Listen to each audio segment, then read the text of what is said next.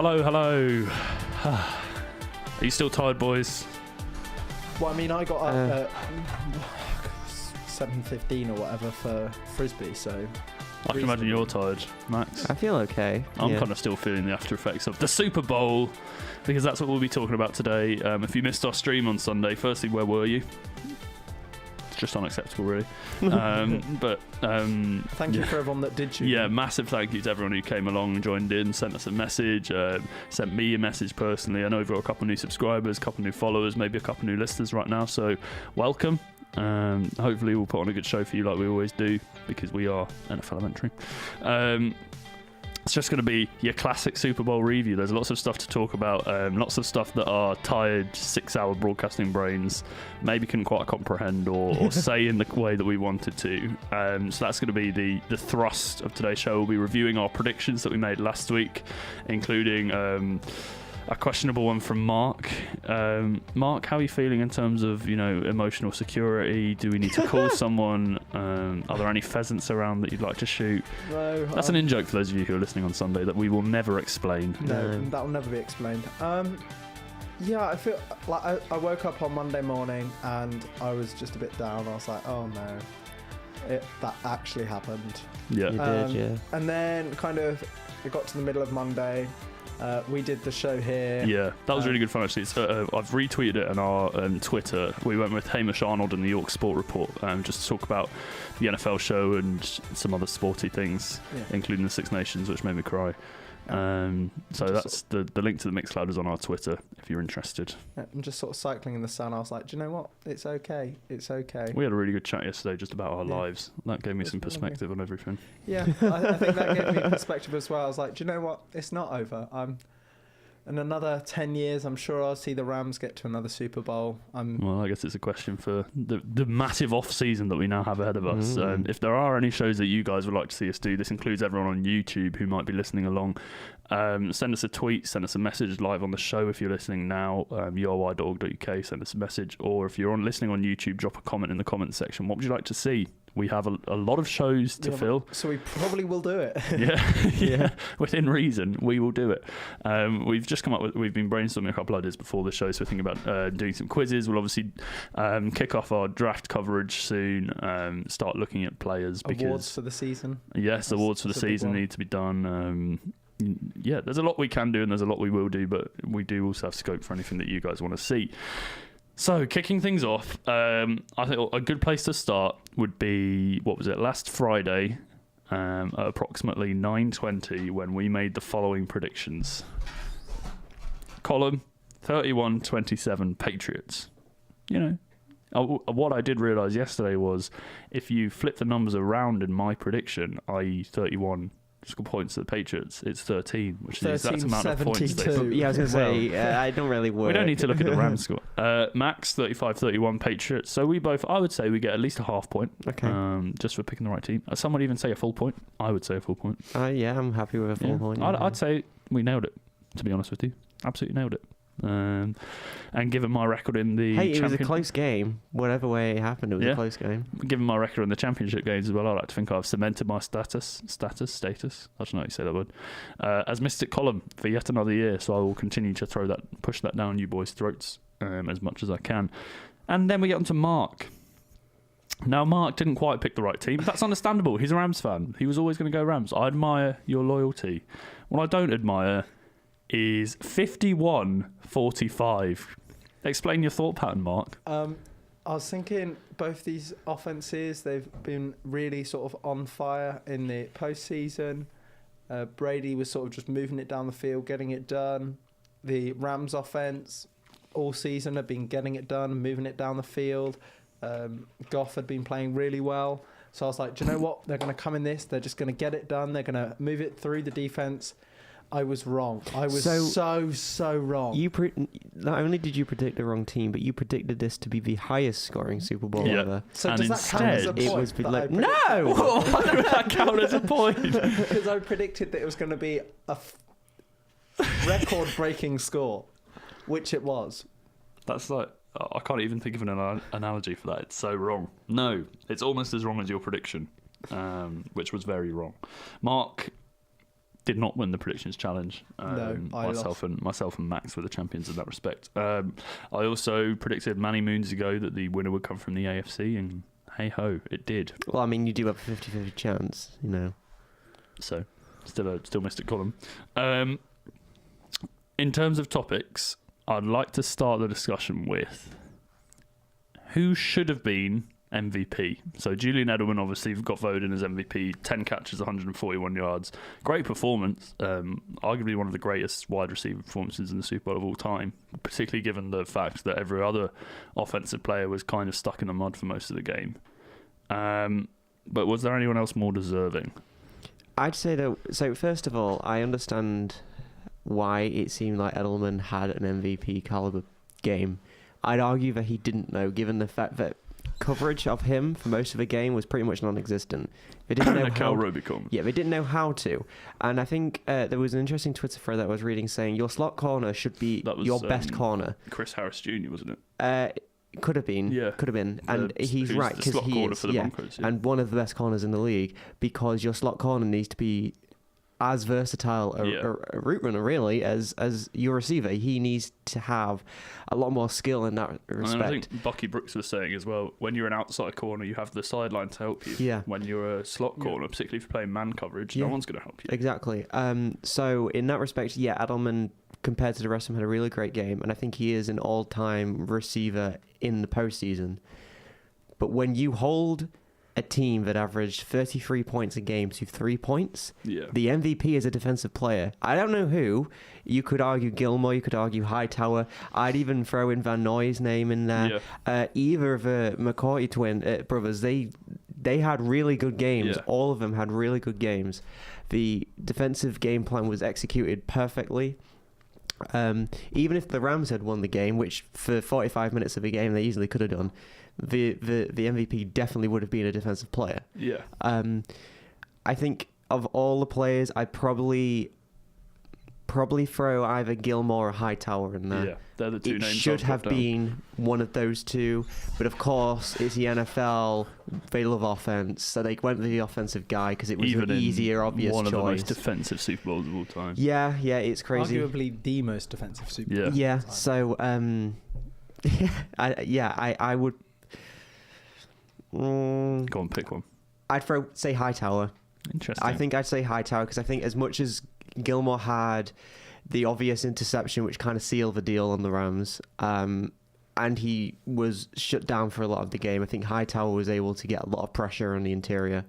I saw a tweet. He caused a lot of problems for Jared Goff. Yeah, I saw a tweet and it said, why is it that Dante Hightower seems to turn into this Von Miller, Ray Rice hybrid every single time he plays in a Super Bowl? And that's right. And I think my idea is, Gilmore was the guy with the interception and whatnot helping, but it was because of the pressure up front. Whenever Hightower screwed Goff up in the head a bit. He was always in Goff's face, always putting pressure on him. So I would say it was because of it. It was a similar thing to what we were saying that the game plan should have been with Donald. Donald should get the pressure, and once Donald has the pressure, that's what sets the quarterback off step.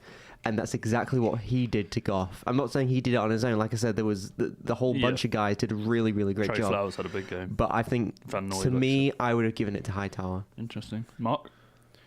Yeah, again, I think I'd pretty much agree with everything Max said. I think their defense stepped up. I mean, if you could give an MVP to a coach, then definitely sort of Bill Belichick for that.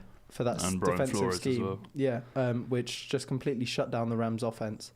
And really put pressure on a young quarterback which is what you've got to do. You've got to put that pressure on young quarterbacks because very often they have the arm to ping it long. They tend to do exciting stuff. But if they're under pressure, then they can't really do what they want to do. The underrated thing there as well is not only did they put pressure on Goff, but they completely obliterated whatever sense of offensive line the Rams have shown all year, which has been probably the most consistently strong offensive line. It was non-existent. One of the only teams in the league who start the same 5 players throughout the season.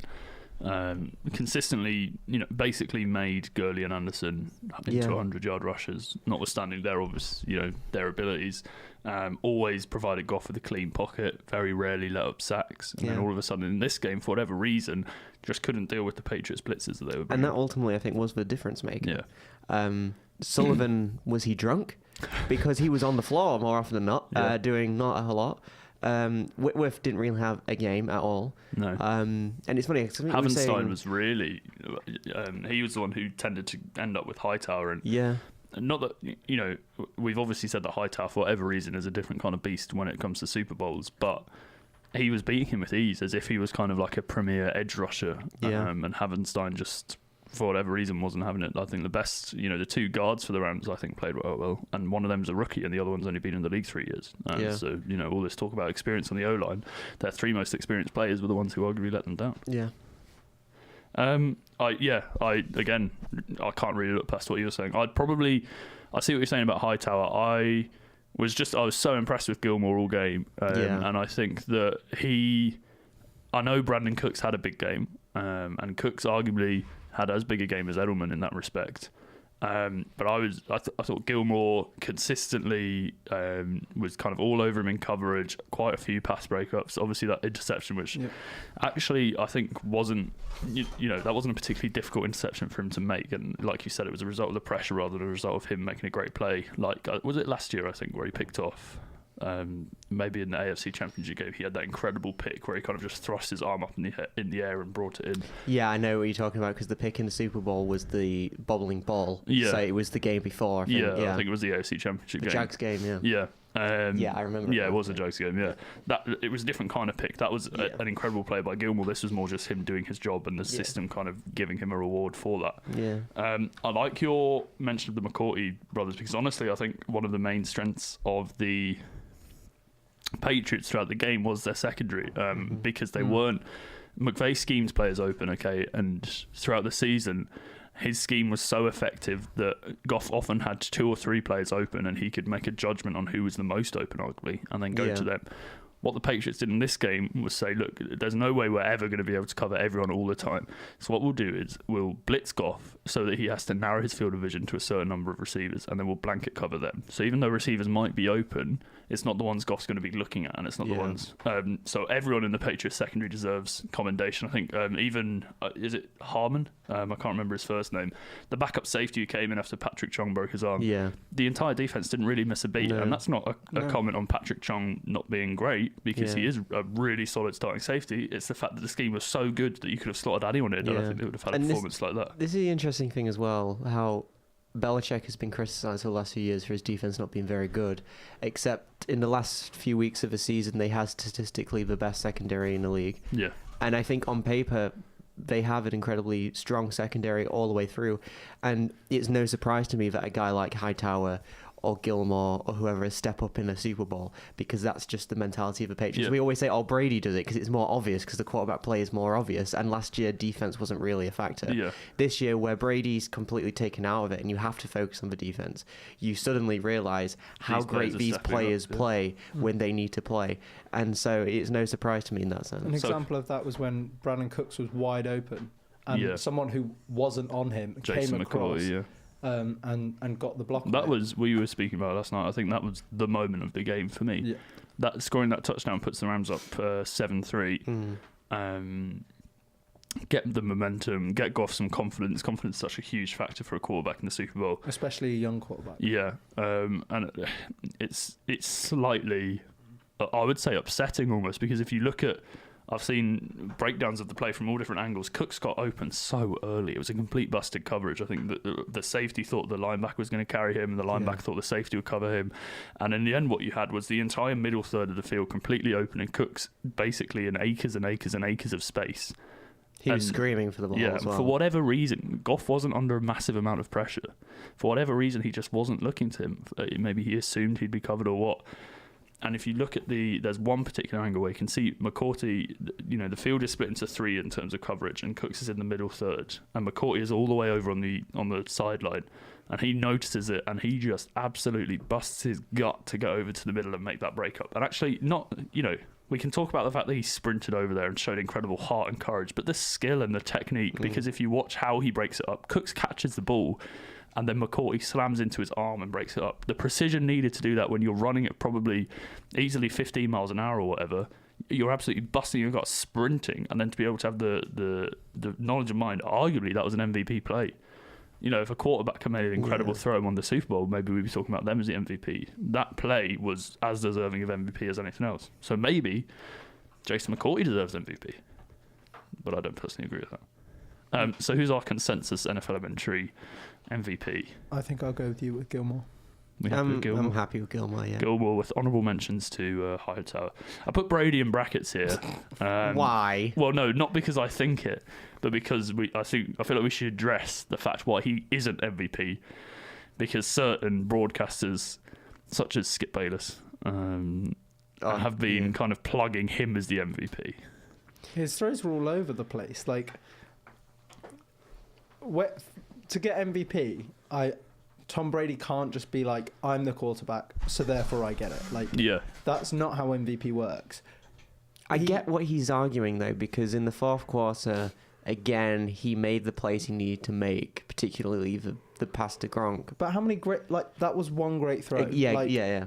If you think about the rest of the game, he missed so screen many passes behind the There was thing. one where he almost threw it straight into a defender's arms. And if the defender he threw the pick. Looking around, he threw the pick on the very first. Yeah. There were so many throws where Brady made bad options. Brady just didn't look like he was on form. Whether that was Wade Phillips, whether that was Brady. I personally like to put it down more to Wade Phillips. Just taking mini victories. There was a stat I saw on Twitter, I think, saying quarterbacks in playoff games that, or maybe one playoff, I don't know what exactly the parameters was, but basically quarterbacks that don't throw a touchdown, throw an interception, and have as bad a statistical game as Brady are 5 and 177. Yeah. Like, okay, you could argue then, then he pulled out when he needed to. No. The point is players like that don't win, because players like that can't win if the other team executes what they need to execute. Hence, holding that team to 3 points had nothing to do with Brady. I don't know if you saw, there was a tweet going around. Obviously, I'm quite involved in Panthers Twitter, and there was a tweet going around saying this Jared Goff performance reminds of someone from Yahoo Sports, which says a lot. This Jared Goff performance reminds me of Cam Newton in 2015. Completely let his team down when he needed it, blah, blah, blah. And then someone underneath the tweet posted 2 stat lines. One of them was Cam Newton's and the other one was from this game. And they were really, really similar. And then the guy goes, yeah, exactly, thank you for proving my point. And then the guy went, no, actually, that's Cam Newton's stat line from 2015 and Tom Brady's stat line from 2019. Yeah. They had really similar games, and the only difference was Tom Brady, didn't have to do everything for his team in the way that Cam Newton was being forced to. That's not the point of it, I don't think. I think the point is Tom Brady didn't have to play like he did last year against the Eagles. He had to play a game which complemented what his defense was doing. And it's not fair to be like, just because he had one drive where he did what he needed to do, that doesn't make him the MVP. No, it doesn't. He's nowhere near. He's absolutely nowhere near. He had a QBR of 25. It reminds me, which on a scale of 0 to 100 is nowhere near average. It's poor. I don't know if I want to say it reminds me, but there's similarities to be drawn between that performance and actually another performance from the 2015 game, but Peyton Manning's, where Manning did what he needed to do in order to enable that Denver offense to win, and Manning arguably did more. I mean, they actually scored over 13 points. They scored 24. But it's not, Brady didn't have to go out there and throw for 500 yards because the Rams offense wasn't going out there and throwing for 500 yards. And maybe that little thing in his brain, that unconscious thing in his brain that says, right, you need to show up, you don't need to show up. And maybe it was just flipped, so you don't need to show up. Maybe. I think the difference, though, with Super Bowl 50 is you had one of the all-time great defenses going up against Carolina's defense, who couldn't do anything. So it put more pressure on Cam Newton, who at that time could not handle that pressure at all. It would be like if, say, the Patriots were up 10-0 in the first quarter of this game and Goff still hasn't got it rolling. It could have ended up very ugly. Yeah. Well, I think, not to talk about 2015 too much, but that Panthers offense it fed off turnovers. Yeah. And you were putting off against an offense that's not great and not explosive, but incredibly, incredibly efficient. Yeah. Played keep ball. Peyton Manning just didn't, he knew that he wasn't going to be able to go out there and throw for 500 yards and play lights out football like he did with the Colts in his other Super Bowls, or like he did with the Broncos in 2013. But he did know that if he just kept the ball in the Broncos' hands, they probably weren't going to lose that game. And maybe the interesting difference there is with comparing, say, that Manning performance to Goff. Manning is experienced and he's smart and he knows his Yeah. capabilities at this point, but the important thing that he knows, and this is the thing with Peyton Manning, he never lost it in his head. Yeah. So he could still read defenses, and he's like, right, what's the best thing we can do with what I can do? Yeah. And if that's, say, A swing checking it pass down, for 2 yards, yeah. then that's what we do. Whereas with Goff, it was very clear. McVay had told him, this is your hot read, this is your second read, this is your third read. And there was no confidence from Goff to change No. what McVay had told him. Yeah. But I still, Goff had a bad game. But I don't think any of it was helped by his offensive line. I Yeah. will say, though, this is completely out there sort of thing, but had this been, I know it can't be the Chiefs because they're not in the NFC, but had this been the Chiefs in the same situation, Mahomes would have dealt with it better. Yeah. Because he is that much better player. Goff is a good player, but he was exposed for his inexperience and his lack of mobility. Mahomes is already further ahead in his head, Yeah. more mobile, not so much reliant on his offensive line, and I think that was And also part it's of a difference proven that he maker. can do special things independent of what Andy Reid tells him to. Yeah. Yeah. Goff has, I don't think, He has can keep proven a he play can alive with succeed his independent of McVay. Not yet, no. This is something I just thought of. I saw a tweet and it was like, we're 3 years on from the 2016 draft class, and the three notable quarterbacks that came out of it being Wentz, Goff, and Dak. How would you rank those three quarterbacks? What, with each other? Yeah, so just like a 1, 2, 3. I'll kick it off. Wentz, Dak, Goff. Carson Wentz, I think, has consistently proven to be the most exciting, and the one I'm judging them based on this whole this theory that I really subscribe to called the truck and trailer theory, and we've spoken about a lot on the show about whether a quarterback is a truck, in which case they carry their team, or a trailer, in which case they're carried by their team. Wentz, to me, has shown that he's the only truck out of the three of them. He's the only one who can take a team and make them more successful by himself, independent of the scheme, and his MVP inverted commas season. He was obviously helped by incredible offensive line play and incredible defense, but I still think he played really well last year before, obviously, the back injury and Nick Foles came in. Dak, I think, Dak and Goff have both shown that they're trailers. Nothing they've done over the 3 years they've been in the league has shown to me that they can, for example, if they went to the Giants now, bad example because of all the pieces they have, but they'd suddenly make them better. But I think Dak has shown that he's better at playing within his means, and he's had success with, let's be honest, an atrocious offensive scheme that doesn't help him at all and isn't catered to his strengths. I think you are suffering from recency bias. I also think Well, Dak in fairness, is- I've always said Goff was rubbish. Dak is not better. I than think Goff. if Dak was in this same position, he would have thrown many more picks. Yeah. I think he would have had I'd a like much to think worse that game. if Dak was at the Rams, McVay would scheme an offense that worked for Dak rather than forcing Dak to But do that's- what Goff does. But that's not the situation. I think that Dak's physical attributes and intangibles set him apart from Goff, whose main strengths are kind of accuracy and arm related, kind of But pocket accuracy is the number one thing a quarterback needs. passer. Not when they can't maintain that accuracy in the face of pressure, which is Goff's But problem. we have seen him do it in the past. So in the previous playoff games, we have seen him step up in that fourth quarter, and The almost- only time I can think of is that Saints game where he had the two throws to Higbee. Beyond that, he's not done anything. But what's Prescott done? Because Prescott's been working behind the best offensive line in the league and got nothing to show for it. Goff has been to a Super Bowl. He's the only one of those three quarterbacks to get to a Super Bowl. I understand Wentz probably would have done, but then Nick Foles came in and played even better and played the best football in Super Bowl history. I mean, I'm not So- going to argue that Goff should be above Wentz No, I at the wouldn't. moment. If Wentz gets injured next year, then I might be tempted to, because that's 3 seasons on the trot. I Where, wouldn't even argue with that necessarily. I think Wentz has intangibles because when you Yeah. look statistically, he's the worst out of these three. He's the worst. Completion-wise, not very good. Turnover, not that great. But intangibles, he then provides something extra that the others can't. Dak tries to do it, but I think he does it in spite of the deficiencies of his team Yeah, and I'd his agree. coach and his owner and Dallas and Texas fans and all that. But How about them America. Cowboys? yeah. Whereas I think The Jared world. Goff at the beginning of this year was having a fantastic season. And one question that the Rams were facing for the first sort of 7-8 games was, well, who have they faced yet? And I mean, he steps up against the Chiefs. He landed 54 on them. I mean, I think this was just complete capitulation in a moment where he just was not mentally ready for it. He was not emotionally ready for it. I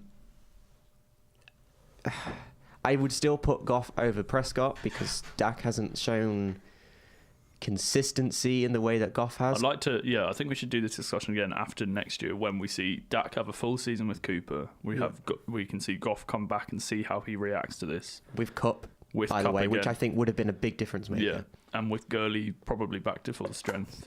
That's an underrated story there as well. We'll talk about that in a bit. But yeah, I think... Yeah, I could accept that Goff is probably above Dak at this stage, but I think this is a conversation we should definitely revisit. Yeah. You are why. Right, moving forward. The next thing we want to talk about is given the how do I say this? The team culture that McVay has created. So McVay as a person is incredibly, I think, humble and respectful, and ultimately holds himself accountable a lot. Anytime the Rams haven't performed this year, he's put it all on himself in the post-match interview, which firstly I think is incredible coaching because you're taking the spotlight away from your players, concentrating it all on you and kind of shielding a young team from that kind of criticism, and especially your quarterback. But the other thing is that he's installed this kind of team culture of accountability. So watching all the post-match interviews, McVay takes accountability, which, by the way, in that interview sounded really, really croaky. I was just waiting for him to cough. Aaron Donald came forward and said, I could have played better, I should have played better, I let the team down, it was my fault. Goff then came out, almost crying, it looked like, said, yeah, this is all on me, I've crumbled, my fault. Gurley then came out and said, yeah, I'm 100% fit, I'm healthy, I should have played better, my fault. C.J. Anderson has come out and said, look, like me and Gurley couldn't get it going on the ground, we didn't help, we couldn't get into a rhythm. Whitworth just said everyone dies. So. I know, I was like, oh, Whitworth right. said everyone dies. Whitworth's interview was literally, I don't care how many Super Bowls you're in, how many All-Pros you have, how many Pro Bowls you've been to, how many stats you have, everyone dies. And it was like, yes, but you still would have liked to win the Super Bowl, wouldn't you? So pipe down. Whitworth is a kind of aberration on this team culture. So in light of that, who actually is to blame for the Rams? Whose fault is it? And we can do, there's different ways we can do this. We can pin it all on one person, which would probably not be very smart, but could be quite interesting. Or we could do like a ranking kind of system and say who was most at fault, who was least at fault. I like to kick things off. Obviously, given my quite outspoken opinions, I'm going to put Goff at most at fault.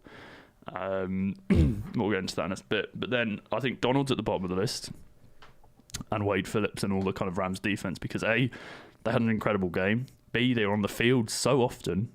They were probably just knackered by the end of it, and they were still getting good pressure on. 3, Donald, if you actually watch Donald, he consistently beat double teams. There were times when the Patriots were even triple teaming him. He's a beast. He's incredible. Donald had a good game, I think. The other thing to mention just about the defense as well is it let up 13 points. And they were on the field probably for 2/3 of the Rams' time in the game. That's ridiculous in itself. They should have let up more, and I would have excused them for letting up more because their offense couldn't stay on the field. Yeah, and that one thing they let off was a big pass to Gronk, who had to make a diving catch into triple coverage. That's just one of those things that it's not that you can't stop it, but it's just so... Sometimes things just happen, It's just such a big play. Like Tom Brady threw the perfect throw. Gronk made the perfect catch. He dived for it. It was a great scheme. So it was just at the point where all three of them couldn't get there. It's really interesting because that kind of brief phase of play was... the Patriots just got rolling, and they got rolling by... so they had 12 personnel, which means they had 2 tight ends on the field, 3 wide receivers, or 2 wide receivers and a running back, whatever. But then they had 12 personnel with an empty backfield, which only ever happens on something like 2% of plays, something crazy like that. And they ran it 3 times in a row, the exact same play, the exact same route combination. First time they went to Edelman, second time they had Gronk, or first time they went to Gronk, split out wide. That was the nice little dinky pass from Brady, where I said dinky pants. The second play was to Edelman over the middle. And then the third play, because of that Edelman pass over the middle, Gronk managed to get a free release up the seam. They were focused on Edelman in the middle, and that was why Gronk was open. So actually, it was almost like they McVay'd the Rams, because they used the same play, but in subtly different ways. and that got Gronk open. That's just something that will happen every once in a while. You will get out schemed as a defense. It's very difficult to react to what an offense is doing, particularly when it's run by people like McDaniels and Brady who know almost everything there is to know. So yeah, no one can blame the Rams defense for that loss, I don't think.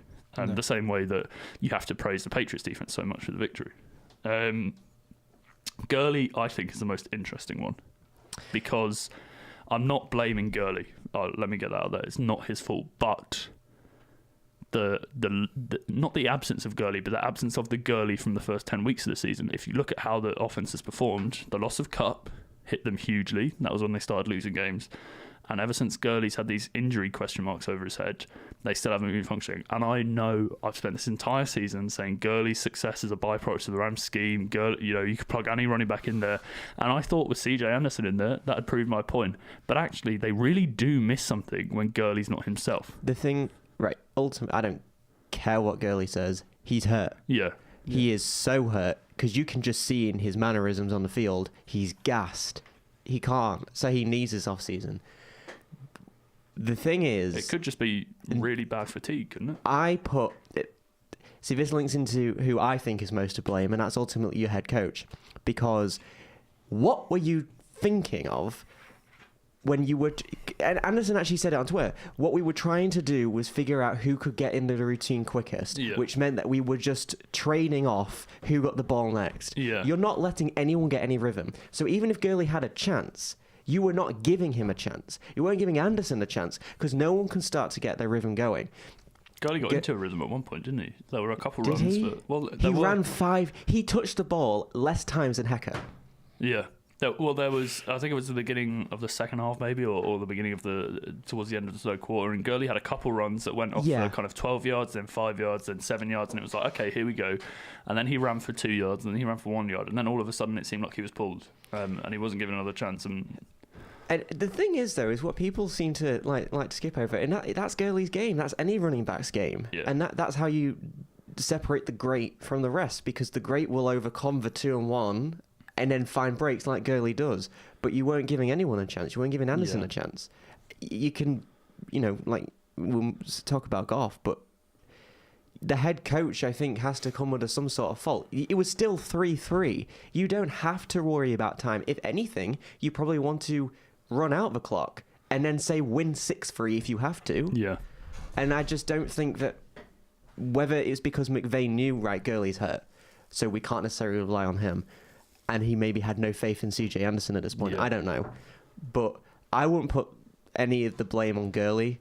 I think Gurley being in this game was quite brave, given the way that you could tell he was not ready for it. Blame is the wrong word when I put it on Gurley, because it's not his fault, and therefore there is no blame. But I'd say maybe cause is a better word, because it's not his fault he's injured. It's not his fault he's not 100%. But that caused problems for the Rams. Yeah. I would put a large part of it down to how the offensive line played. I think. Yeah. I don't know. I'm not a film expert, so I can't look at it and say whether particularly one of them. I mean, you don't need to be a film expert to objectively state that. As a body, the offensive line let up too much pressure. Yeah, they had too much pressure on Goff, which meant that Goff, he's not Tom Brady. He can't get the ball 2 seconds, bam, the ball is out. He needs a bit more time so he can read the field. There was one where he tried to force it to Cooks and Reynolds was wide open. Yeah. And if he'd just had like an extra second, he could have scanned the field, seen Reynolds open and thrown it down the middle, and potentially made huge gains. We saw CJ Anderson in other games when the offensive line has been really on it. He can really bowl down the middle of the pitch and really get lots of yards. But in this, because the offensive line wasn't quite clicking, it was just letting too much pressure on Goff. They had their worst run blocking game of the year, just by my completely subjective measures. Yeah, I think a lot of it is on Goff. I agree. I think that Goff cracked under the pressure. He didn't. There were many moments where he had the time and then made the wrong decision, or he had the time and didn't act quick enough. There was one time where he was rolling out the pocket and people were free, and he was just holding on to it and sort of tucked it in, ran and for a loss of 1. So I think a lot of it is on Goff, but I think a lot of it is also on the offensive line for not sort of opening the holes for Anderson and Gurley. And especially if Gurley was injured, then you've got to open those holes so Gurley can just run straight. I was speaking to Liam, who used to be on this show, and he was saying how, if I didn't notice this as much while watching it, but if you looked at it, Gurley wasn't making lateral cuts. He was just cutting straight and sort of running forwards, and suggesting that he does have a problem with his knee, which is, I think, why he went out. So especially then, you need to just open up a hole so someone can just run through. And CJ Anderson is a straight runner. CJ Anderson's not going to dance around players, is he? He's going to either go through you or get stopped by you. Or get stopped, and then after you tackle him, he can reach a bit and get a couple more. So I think I would put quite a bit of it on the offensive line as opposed to necessarily the coach and the scheme. So I think the scheme... I like what Max said, I think, about just split McVay, distinguishing McVay as the head coach and McVay as the play caller, because I think he called, in general, quite a good game.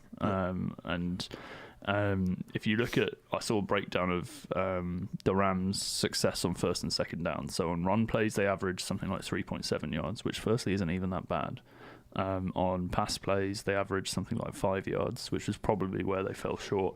On play action, they averaged 8.7 yards. And I think throughout the season, that play action has been up towards pushing kind of 14, 15. So everything was down.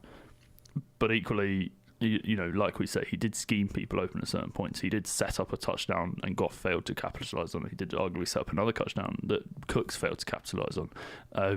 McVay's play calling wasn't enough to ruin this game on its own, but McVay's head coaching, arguably, the way he treated the Gurley and Anderson situation, the way he, it just seems that something wasn't quite right with the whole way the Rams played. I'll say two things about this. Firstly, in relation to his effect on Jared Goff is 23, and he isn't a Mahomes, he isn't a Wentz. He's efficient, and cracking under the pressure surprises me in no way. But the second thing is, this is classic case of old guard and new guard, and it surprises me in no way that a 66-year-old man who has 8 Super Bowl rings could outclass and outcoach an entire team run by a 33-year-old who has 2 years head coaching experience. Yeah. To me, it's blame and everything else, but I think it's also circumstance. He has never had to deal with his prime running back being out potentially for a Super Bowl, and he hasn't had the experience of having to change things like that in the same way that Belichick has had to, he's had to deal with Brady micromanage issues during a Super Bowl, and had to figure out, right, how can we move on from this? Where do we go next?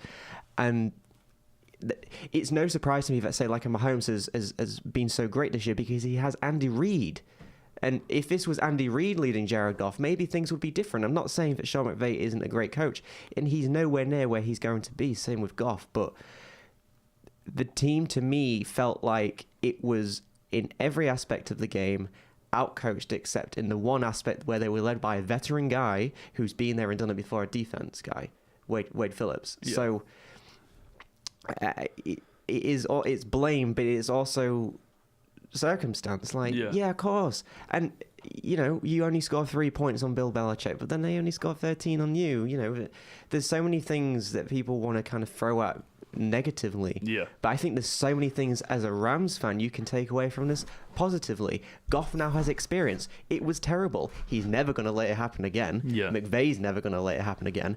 Gurley's never going to let it happen again. There's so many things you can build from that. But I actually think, as much as you can blame people for things, there are so many things you can take away from this. They still have a window of opportunity, especially in their division, because you don't know what the 49ers are going to look like next year. The Cardinals are the Cardinals, and the Seahawks are kind of still, Yeah. So I think there's as much to bring out positively. The most important thing out of all of this is, just because this game does not make McVay a bad coach, and this game does not suddenly mean the Rams. This game doesn't take away from the fact that 2 years ago the Rams were one of the worst teams in the league under Jeff Fisher, and they had similar pieces. And what McVay has done is, yes, he's brought in other players, people like Woods, Cooks. He now has Whitworth, but a lot of the core of the team remains from the Jeff Fisher era. McVay got them to the Super Bowl. Whether question marks if you're a Saints fan about them getting there, I don't care. McVay took a team that was whatever. What did they finish that year? 3-13, 4-12. Last year Fisher was in. Took them then to, was it 12-4 last year? 11-5, 13-3 this year. Took them all the way to the Super Bowl. He's getting better, and that team is getting better. And McVay is still, for me, the most exciting young coach in the NFL, along with Kyle Shanahan. And that's just not up for debate. Just because he didn't, his team didn't perform in the way that he wanted them to, and his team didn't perform in the way that maybe he could have enabled them to perform. That doesn't take away from his pedigree as a head coach for me. And I think, sorry, you go. I think if they have Wade Phillips next year, their sort of almost defensive experiment of just going on a shopping spree, that can work again next year, because I don't know how many people will want paying, but I think next year they're... Well, Sue's not going to be back, but Talib's still going to be there. Donald is locked up for the next 6 years. Brockers are still going to be there. They have a linebacking core, even if it's not the best. They need to sort out what they're doing with Dante Fowler. And I mean, every year there'll be other talents that go on the free market. They do actually have their first round pick this year, which they haven't had the last 2 years because of the Goff trade, and then last year because of the Cooks trade. So they can actually get someone to really help their team. I'd be looking at cornerback personally. Yeah. Well, it depends on what... who's available, obviously, of course. And also Wade Phillips' game plan. I think he Wade Phillips relies, he needs good corners and a good D-line, and then kind of forgets about linebackers. Ultimately, as well, I think expectation is so high, and people are so jaded by the greatness of the Patriots when Brady was so young and fresh and everything else, that people don't realise, like, Goff is 23, Donald's young, all these guys are young, they've got plenty of time. Yeah. And, I mean, I'm not saying Goff is going to be Elway. But Elway sucked at points in his early career. And then went on to become, in my mind, a top 3 or 4 quarterback of all time. I'm just saying, some of his early experiences can be incredibly valuable moving forward. Yeah. Right, moving forward, I would like to talk about what this game's legacy will be. I think it's a super interesting topic to talk about. Me and Max, I think, have we spoken about it twice? We spoke about it on the way back walking the other night, and then I completely forgot we'd had that conversation, so we had it again last night.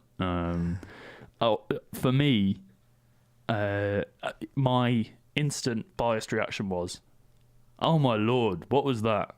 And then now that I've had time to think about it, I've thought, actually, that was it wasn't an explosive game, it was an engaging game. It was a game for the defensive purists. But it was also a game where, we were sitting here watching it, and it enabled us to... I actually feel like we were more involved in this game at points than we were when we did the Philly New England live stream last year, because that game was so...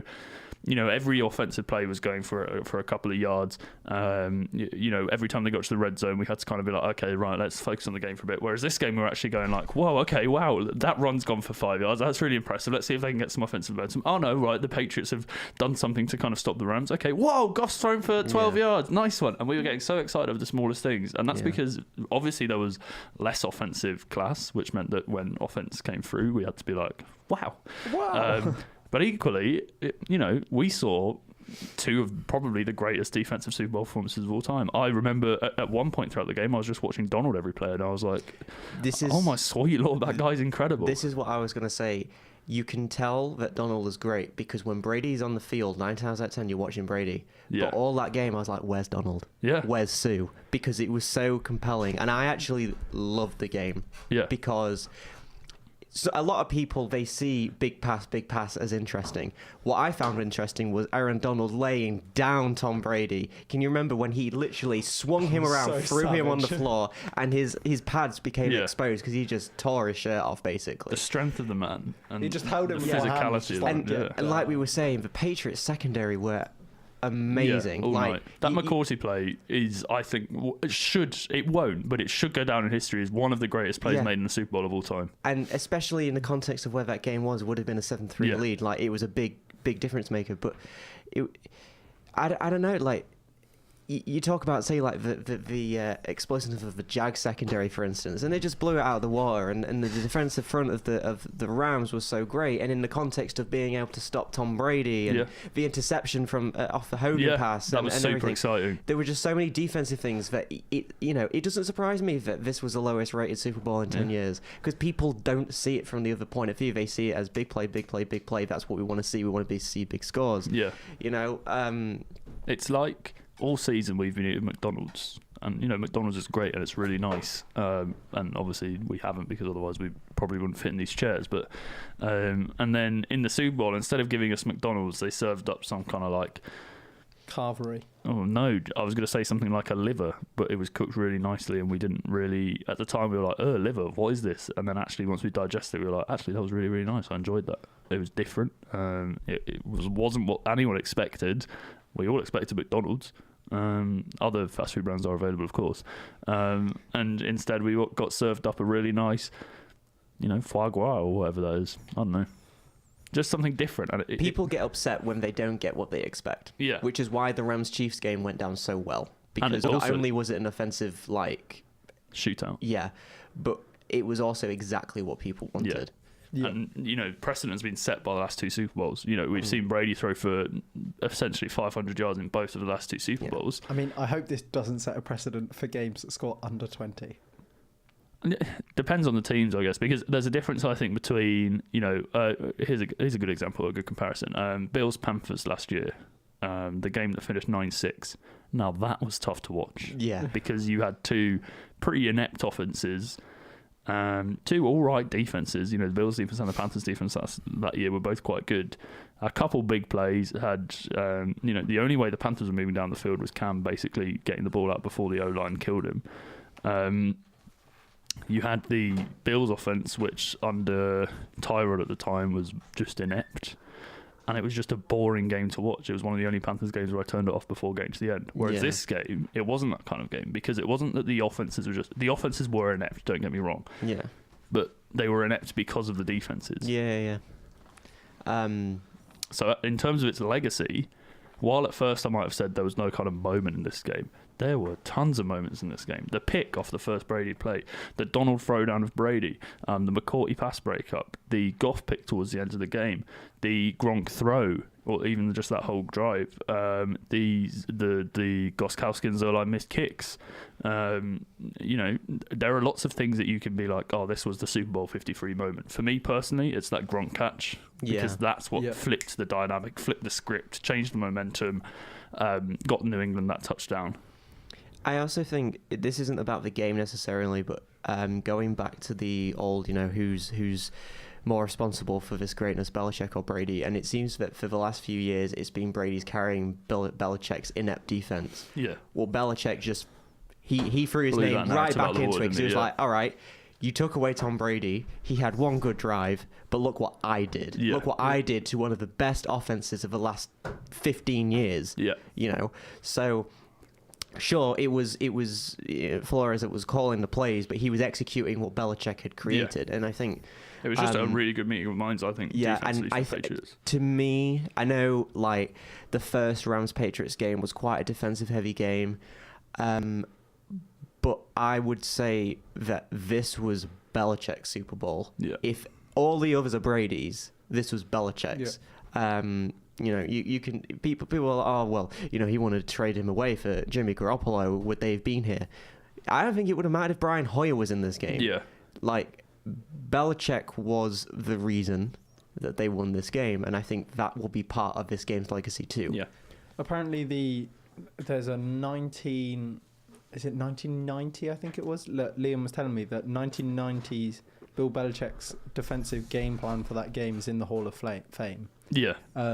And he reckons that this one will be there too, because the Rams offense was so high flying all throughout the year, and it scored 3 points.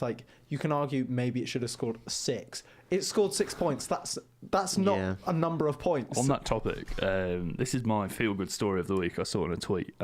Someone went out and went up to, I can't remember the betting company, but went to a betting company and said, can I get odds on the Rams to score 3 points? And they said, yeah, of course, 400 to 1. Well, I mean, I'm sure they did some more calculations than just plucking a number out of thin air, but that was the odds, 400 to 1. He put $250 on it, which, by the way, what a stupid decision. I know objectively it's happened, but stupid.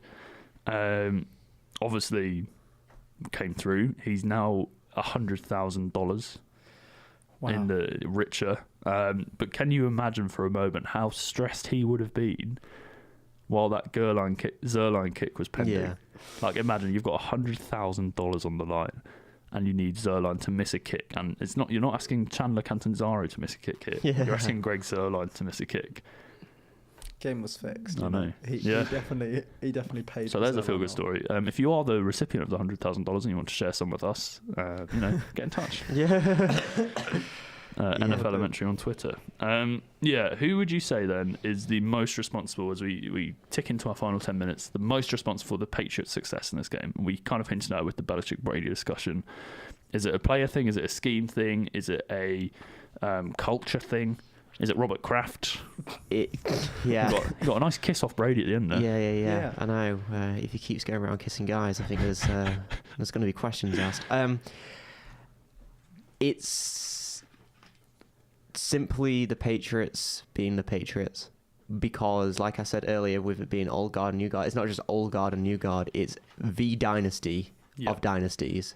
The greatest coach and quarterback of all time intersecting at one point in time, and yet again proving this is exactly why we win what we win and we do what we do. Like the Eagles won last year, and so the Rams could win this year. Sure they can. They weren't going to lose 2 Super Bowls in a row. Yeah. They were going to do everything they could to win this game.